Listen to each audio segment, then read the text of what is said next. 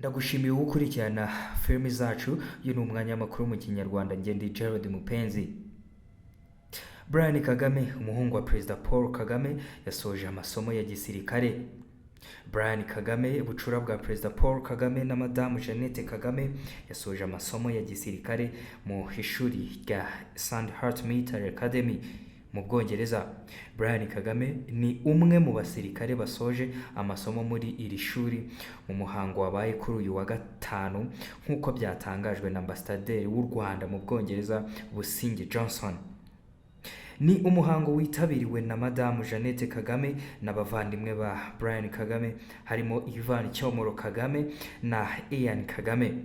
Brian Kagame yinjiye mu gisirikare asangamo mukuru we Ian Kagame, kuri ubu unabarizwa no mu ngabo z'u Rwanda mu mutwe urinda abayobozi bakuru b'igihugu.